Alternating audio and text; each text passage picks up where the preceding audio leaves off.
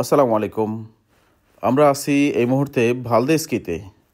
এটা মাদ্রিদ থেকে প্রায় ৮০ কিলোমিটার উত্তরে অবস্থিত। বরফ দেখার জন্য শীতের মৌসুমে অনেকেই এই পাহাড়ের চূড়াগুলোতে আরোহণ করে থাকেন। এখানে চমৎকার যেই যোগাযোগ ব্যবস্থা, এতে করে এখানে আসা একেবারেই দুঃসাধ্য নয়, খুব সহজেই আসলে এখানে চলে আসা যায়। তো আমরা চলে আসলাম বরফ দেখতে, বা যদিও আজকে সেরকম স্নোফলের দেখা হয়তো আমরা পাবো না, কিন্তু রৌদ্রোজ্জ্বল আবহাওয়ায় এই চকচকে বরফের যেই পাহাড়, সেটা দেখার জন্য আমরা চলে এসেছি ভালদেস্কি। এটা পুয়ের্তা দে নাভাসেরা থেকে আরও বেশ কয়েক কিলোমিটার উপরে।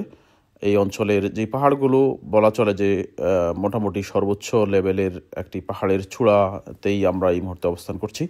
এই লোকেশনটির নাম হচ্ছে ভালদেস্কি। এখানে আজকে যেই চমৎকার আবহাওয়া, রোদ দেখতে পাচ্ছেন আপনারা, রোদে পাহাড়ের উপরের যেই বরফ খণ্ডগুলো, সেই চকচকে সাদা বরফের উপরে রোদের যেই ঝিকিমিকি, তার মাধ্যমে একটা নয়নাভিরাম এক নৈসর্গিক এক দৃশ্যের অবতারণা হয়েছে।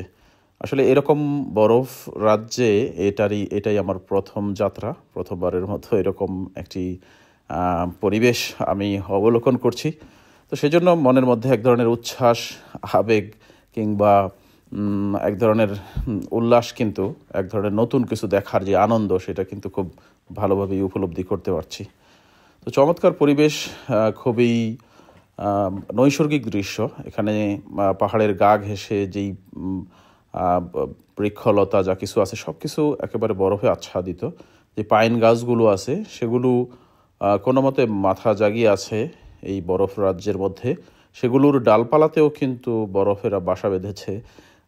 স্নোফল নিশ্চয়ই হয়তো সেটার সময় আমাদের সেভাবে জানা নেই। স্নোফলের মাধ্যমেই তো এই বরফগুলো গাছের ডালে অবস্থান করে নেয়।